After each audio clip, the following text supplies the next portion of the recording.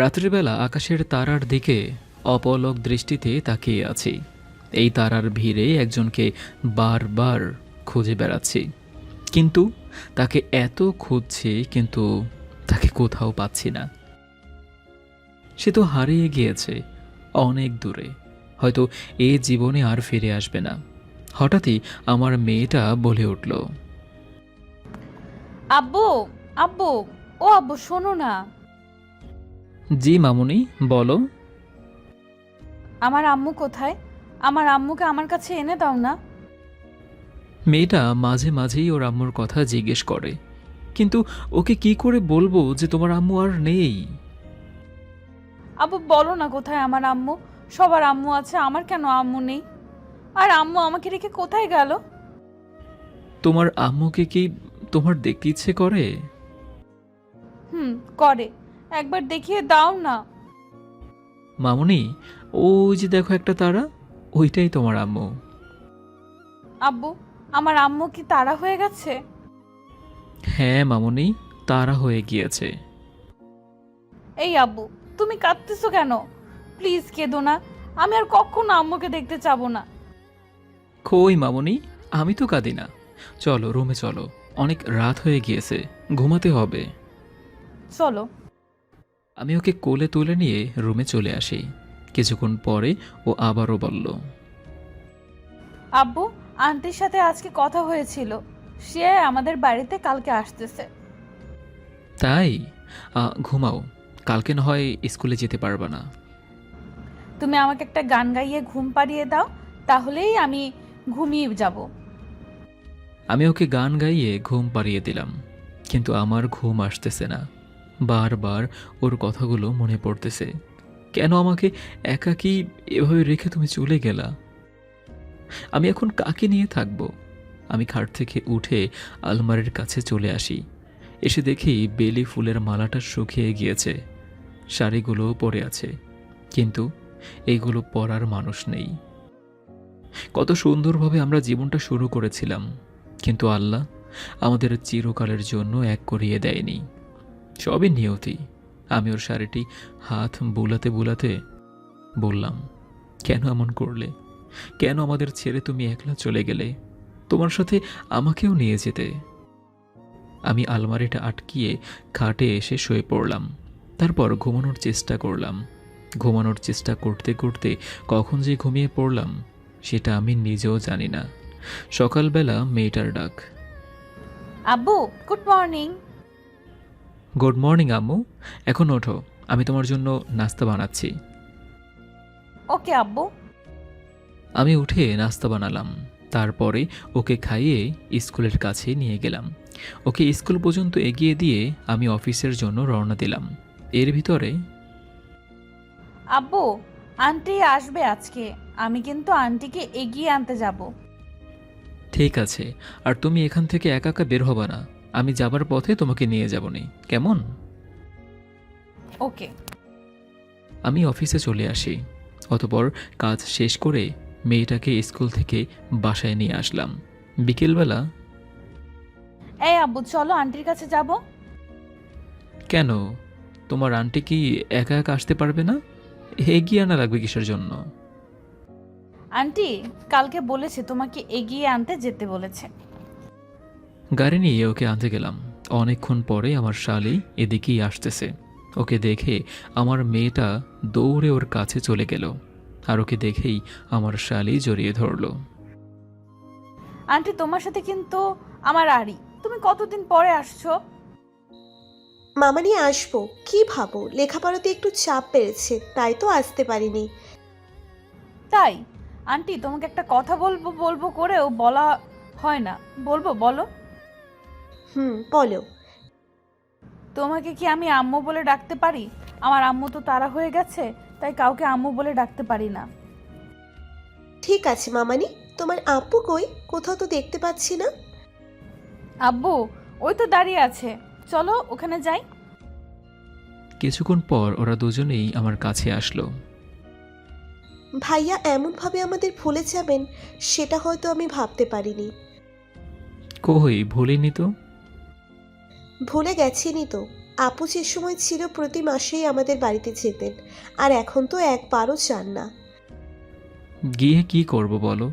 আমার তো ওই বাড়িতে এখন কেউ নেই। কেন? আমরা কি আপনার পর হয়ে গেছি?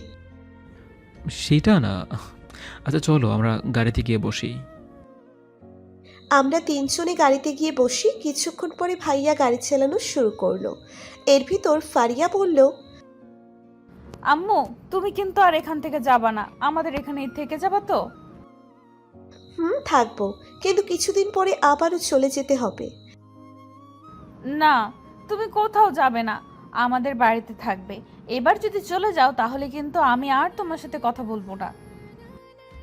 আমি ফারিয়াকে চড়িয়ে ধরে বললাম, এত পাকা পাকা কথা শিখেছে কোথা থেকে আমার মামুনিটা? পরে বলবো, এখন বলো থাকবে তো? থাকবো। দেখতে পেলাম ভাইয়া গাড়ি চালাতে আছে। হঠাৎ তার চোখে চোখ পড়ল। দেখি সে আমার দিকে তাকিয়ে আছে। সেটা দেখে আমিও তার দিকে কিছুক্ষণ তাকিয়েছিলাম। কিছুক্ষণ পরে আমি বললাম, ভাইয়া একটাবার ফোন পর্যন্ত আপনি দেন না, আর আমরা কেউ ফোন দিলে রিসিভ করেন না কেন? অফিসে অনেক কাজ পড়ে আছে, তাই সময় পাই না। ভাইয়া একটা কথা বলবো? বলো। আপনি জীবনটা কি আবার নতুনভাবে শুরু করতে পারেন না? প্লিজ, তুমি বিয়ের ব্যাপারে আমাকে কিছুই বলো না। তোমার বোনের জায়গাটা আমি কাউকে দিতে চাই না। আপনি এতটা কষ্টে আছেন, তাই বললাম। কে বললো আমি কষ্টে আছি? আমি আমার মেয়েটাকে নিয়ে অনেক সুখে আছি। ও, তার সাথে কথা বলতে বলতে বাড়ির সামনে চলে আসি। বাড়িতে ফিরতে ফিরতে রাত হয়ে গেল। এসে আমি রান্না করলাম। ভাইয়া করতে বারণ করছিল, তবুও আমি তার কোনো কথাই শুনিনি। রান্না করার পরে সবাইকে খেতে দিলাম। আম্মু, আজকে কিন্তু আমি তোমার সাথে ঘুমাবো। ঠিক আছে মামুনি, তবে তোমার আব্বু কি আমার সাথে তোমাকে ঘুমাতে দিবে? এই আব্বু, আম্মুর কাছে আমাকে ঘুমাতে দিবা না? তাহলে আমি ঘুমাবো কিভাবে? আব্বু, আজকেই তো ঘুমাবে, তুমি রাগ করো না প্লিজ। আচ্ছা, ঘুমিও। রাতের বেলা সবকিছু গুছিয়ে আমি ফারিয়াকে নিয়ে শুয়ে পড়লাম। জানো আম্মু, আব্বু না আমাকে অনেক ভালোবাসে। আমার আম্মু নেই এটা বুঝতেই দেয় না। কে বললো তোমার আম্মু নেই? আমি তো আছি, তাই না? তুমি তো আছো, তবে আর আমাকে ছেড়ে চলে যেও না। আজ যাব, এখানেই থেকে যাব। এবার তুমি খুশি? হুম। ওকে। ওকে নিয়ে আমি ঘুমিয়ে পড়লাম। মাঝরাতে কিছু একটা শব্দ পেয়ে আমার ঘুম ভেঙে যায়। তাই আমি উঠে পড়ি। এসে দেখি সামনের দরজা খোলা। আবির এত রাতে কোথায় গেল? আমিও বের হয়ে পড়ি। হঠাৎ ছাদে কান্নার শব্দ পেলাম, তাই আমি ছাদে উঠে পড়ি। এসে দেখি আবির তারার সাথে কথা বলছে আর কাঁদতে। আমি গিয়ে তার কাঁধে হাত রাখলাম। রাখার সাথে সাথে ও আমার দিকে তাকালো। এত রাতে তুমি এখানে? ফারিয়া কি ঘুমিয়েছে? ভাইয়া এখনো কি আপুকে ভালোবাসেন? তোমার আপু ছাড়া আমি শূন্য। আজও ওকে মুছতে পারলাম না আমার মন থেকে। ভাইয়া আপু তো আর আসবে না। শুধু শুধু নিজেকে এতটা কষ্ট দিয়েন না। আপনাকে এমনভাবে দেখি আমার অনেক কষ্ট লাগে। তুমি ঘুমাতে যাও। ফারিয়ার ঘুম ভেঙে গেলে আবার কান্না করবে। আপনিও চলেন। তুমি যাও, আমি কিছুক্ষণ পরে আসতেছি। আমিও যাব না। আপনি থাকলে আমি এখানেই থাকবো। ভাইয়া একটা কথা বলবো? বলো। আপনি যদি আমাকে... কি হলো, থেমে গেলে কেন? বলছিলাম যে আপনি যদি এখন আমার সাথে রুমে যান তাহলে ভালো হয়। চলো। আমি ওকে নিয়ে রুমে চলে আসি। কিছুক্ষণ পরে ও আমাকে আমার রুম পর্যন্ত এগিয়ে দিল। এখন চুপটি করে ঘুমাবেন, ওকে? ঠিক আছে। ও চলে গেল, তাই আমিও শুয়ে পড়লাম। কিন্তু আমার প্রতিদিনের মতো আজও ঘুম আসতেছে না। আমি এপাশ ওপাশ করতেছি। তো এখন আসুন আমার পরিচয়টা দিয়ে দেই। আমি হলাম আবির। আমার কোম্পানি দেখাশোনা করি। বাবা মা এখানে থাকে না, তারা গ্রামে থাকে। আর এই বাড়িতে একসময় অনেক সুন্দর একটা ফ্যামিলি ছিল। যে এই পরিবারটা আগলে রাখতো সেই মানুষটাই এখন আর নেই। মানুষটা চিরতরে আমাকে একলা করে একাই চলে গিয়েছে পরকালে। যার কথা বলতেছি সে হলো আমার স্ত্রী। কিছুদিন আগেই মারা গিয়েছে। ও ক্যান্সারে আক্রান্ত ছিল, তবে আমি বুঝতে পারিনি যে ও এত বড় একটা রোগে আছে। আমরা ভালোবেসে বিয়ে করেছি, তারপরে আমরা একটা সুন্দর সংসার শুরু করেছি। দুজনার ভালোবাসায় কোনো কমতি ছিল না। ওর সাথে সুন্দর একটা সংসার শুরু করার পরে আমাদের পরিবারে চলে আসে একটা মেয়ে, আর যাকে ঘিরে ছিল আমাদের ভালোবাসা। তারপরে হঠাৎ ও একদিন অসুস্থ হয়ে পড়ে। আমি ওকে হসপিটালে নিয়ে যাই, আর তারপরে ডক্টর ওর চিকিৎসা করে শত চিৎকার করেও ওকে বাঁচিয়ে রাখতে পারল না। ও চলে গেল বহুদূরে। আমার মেয়ের বয়স যখন 2 বছর তখন ও মারা যায়। এখনও ওর আম্মুর কথা মেয়েটা জিজ্ঞেস করে, তখনই বলি যে তোমার আম্মু আকাশের তারা হয়ে গিয়েছে। ও কান্না করে, তবে ওকে আমি কিছুই বুঝতে দেই না। আমার ভালোবাসা দিয়ে ওকে আগলে রাখি। আর আজকে যে আমাদের বাড়িতে এসেছে সে হলো আমার শালি।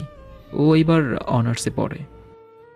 এখন পরিচয় পর্ব এ পর্যন্তই থাকুক, কারণ আমার চোখে অনেক ঘুম এসেছে, তাই আমি ঘুমিয়ে পড়লাম।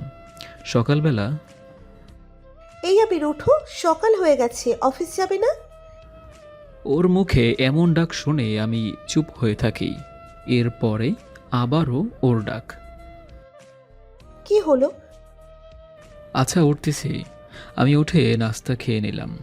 ফারিয়াকে স্কুলের জন্য রেডি হতে বললাম। তুমি অফিসে যাও, আমি ওকে নিয়ে স্কুলে যাবনি। এটা বলার পরে ভাইয়া অফিসে চলে গেল। আমি সব কাজ শেষ করে ওকে নিয়ে স্কুলে যাই। তারপরে আবার নিয়ে আসলাম। দুপুরবেলা গোসল করে আজ ঠিক করলাম আপুর শাড়ি পরব, তাই আমি শাড়ি বের করে পরে নিলাম। এর ভিতরেই ফারিয়া বলল, আম্মু তোমাকে না অনেক সুন্দর লাগতেছে। তাই? ওলে ওলে আমার পাকা বড়ি রে। আমি ওকে খাইয়ে দিয়ে ওকে নিয়ে শুয়ে পড়লাম। বিকালবেলা শুনতে পেলাম আবিরের গলা, তাই আমি এসে দরজা খুলে দিলাম। ও আমাকে দেখেই কেমন যেন রেগে গেল। তুমি আমার অনুমতি না নিয়ে আমার আলমারি খুলেছ কেন? জানো কারো অনুমতি না নিয়ে এভাবে কোনো কিছু করা নিষেধ। এমন কথা শুনে আমার চোখ দিয়ে পানি পড়ে গেল। আমি ওখান থেকে চলে এসে শাড়ি চেঞ্জ করে নিলাম, আর ভাবতেছি কালকেই এখান থেকে চলে যাব। এখানে না আসাটাই মনে হয় ভুল ছিল। রাতের বেলা মন খারাপ করে একা বসে আছি, এর ভিতর কে যেন এসে আমার হাত ধরলো। তাকিয়ে দেখি আবির। আমি ওকে দেখে চুপ হয়ে থাকলাম। লিজা, সরি, তখন আমার মাথা ঠিক ছিল না। তুমি ওর শাড়ি পরেছো তাই আমি তোমাকে এমন কথা বলেছি। আসলে লিজা, ওর শাড়ি দেখলেই আমার ওর কথা মনে পড়ে, তাই আমি কিছু না ভেবেই এমন কথা বলেছি। আমি কিছু মনে করিনি, আমি হয়তো অপমানের যোগ্যই ছিলাম। আমি ওর হাত দুটো আমার হাতের ভিতর রেখে বললাম, প্লিজ এমনভাবে বলো না। ঠিক আছে, এখন তুমি এসো, আমি তোমাকে কিছু খেতে দিইনি। তুমিও তো কিছু খাওনি, চলো দুজনেই খেয়ে নিই। ফারিয়া কোথায়? ওকে এইমাত্রই ঘুম পাড়িয়ে রেখে এসেছি, চলো। দুজনে খেয়ে নিলাম। রাতের বেলা দুজনে ছাদে চলে আসি। ওর সাথে অনেকক্ষণ গল্প করলাম, তারপরে ঘুমাতে চলে আসি। দেখতে দেখতে আরও অনেক দিন কেটে গেল। এতদিন ও আমার অনেক কেয়ার করেছে, আর ও আমার মেয়েটারও খেয়াল রেখেছে। একদিন সকালবেলা ফারিয়া কান্না শুনে আমি ওখানে চলে আসি। কি হয়েছে লিজা? ও কান্না করতেছে কেন? আব্বু আম্মু চলে যাচ্ছে, আমি তাকে কোথাও যেতে দিব না।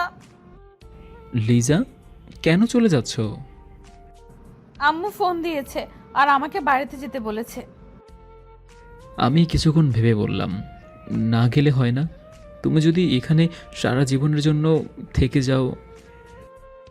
মানে ভালো করে বলো না। লিজা, তুমি যদি রাজি থাকো তাহলে আমি তোমাকে বিয়ে করতে চাই।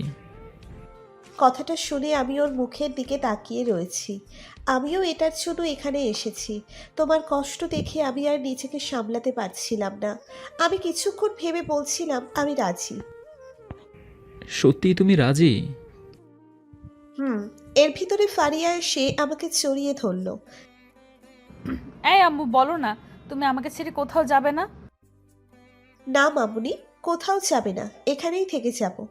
এর ভিতরে আবির বলল, লিজা, তোমার পরিবার কি আমার সাথে তোমাকে তুলে দিবে? জানি না, তবে আমি তোমার সাথেই থেকে যাব। আমি ওখান থেকে রুমে চলে আসি। বিকেলে লিজা ফোন দিয়ে ওর পরিবারকে বলে। ও বলার পরে একবার রাজি হতে চাচ্ছিল না, তবে ওর জোরাজুরিতে রাজি হয়ে যায়। বিকেলবেলা লিজার পরিবার আমাদের বাড়িতে চলে আসে। তারপরে আমাদের বিয়ে দিয়ে দেয়। রাতের বেলা আমি আমার রুমে চলে আসি। এসে দেখি লিজা বউয়ের সাজে বসে আছে। আমাকে দেখে ও নিচে নেমে আসলো আর তারপরে সালাম দিল। আমি ওকে নিয়ে খাটে বসে পড়ি। ফারিয়া কোথায়? ও ওর নানুর কাছে আছে, ওখানে নাকি ঘুম পাড়িয়ে দিয়েছে। ও, আমি বসে বসে চুপ হয়ে আছি। কি যে বলবো তা আমার মাথায় আসতেছে না।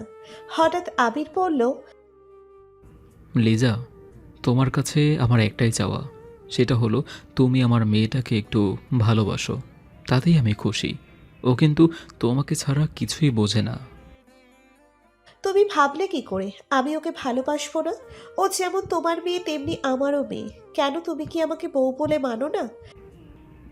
মানি না সেটা বললাম কখন? আমি বলতেছি তোমার যখন ছেলে অথবা মেয়ে হবে, তখন তো আমার মেয়ের উপর তোমার ভালোবাসা কমে যাবে। আবির শোনো, আমার সন্তানদের বুঝতেই দিব না, কথা দিলাম। আমি গিয়ে আবিরের কাঁধে হাত রাখলাম। সেটাও দেখে আমাকে ওর বুকে টেনে নিল। এই শোনো, আমি কি আপুকে দেওয়া অধিকারটুকু পাবো? হুম, পাবে। আমি ওকে আস্তে করে বিছানায় শুয়ে দিলাম। তারপরে ওর বুকের ওপর শুয়ে ওর দিকে তাকিয়ে রইলাম। আমার কেমন যেন লাগতেছে, তাই আমি অন্যদিকে তাকিয়ে রয়েছি। কিছুক্ষণ পরে ও এসে আমার ঠোঁট ওর ঠোঁটে রাখলো। সেটা দেখে আমি তো লজ্জায় শেষ হয়ে যাবার পালা। তবুও লজ্জা না করে ওর সাথে তালে তাল মিলিয়ে গেলাম। সকালবেলা উঠে ফ্রেশ হয়ে নিলাম, তারপরে হাতে চায়ের কাপ নিয়ে আবিরকে ডাক দিলাম। আমি চোখ খুলে দেখলাম লিজা। এমনভাবে ও আমাকে ডাকতো। আমি আস্তে করে ওকে আমার পাশে টেনে নিলাম। এই কি করছো? চা তো তোমার শরীরেই পড়ে যাবে। যাবে না। জানো লিজা, তোমার আপু আমাকে এমন করেই ডাকতো। এখন থেকে না হয় এমন করে আমিই তোমাকে ডাকবো। তাই আমি ওকে জড়িয়ে ধরে শুয়ে পড়লাম। এর ভেতরেই শুনতে পেলাম ফারিয়া ডাকতেছে, তাই আমি ওকে ছেড়ে দিলাম। আম্মু আমাকে নিয়ে স্কুলে যাবে না? মামুনি, আজকে স্কুলে যাওয়া লাগবে না। ঠিক আছে, আমি তাহলে খেলা করতে যাই। আমি আবারও ওকে জড়িয়ে ধরলাম। এমনিতেই আজকে তোমাকে জড়িয়ে ধরে সকালটা এমনভাবেই কাটাতে চাই। ওসব পরেও খাওয়া যাবে, এখন চায়ের ভালো একটা জিনিস খেতে চাই। এই দেখো, আমার বউটা তো কিছুই বোঝে না। ওয়েট, তোমাকে বুঝিয়ে দিতেছি। কে শুনে কার কথা? ও আমাকে জড়িয়ে ধরে শুয়ে পড়ল। আমি ওকে জড়িয়ে ধরলাম। তারপরে দুষ্টুমি করা শুরু করলো। আমিও দুষ্ট বরকে কিছুই বললাম না। কেন কিছু বলবো? আমার কাছে তো ভালোই লাগছে। এরপর থেকে শুরু হলো আমাদের সুন্দর একটা সংসার। দোয়া করবেন আমাদের জন্য। এমন দুষ্টু মিষ্টি ভালোবাসা যেন সারা জীবন থাকে। সমাপ্ত।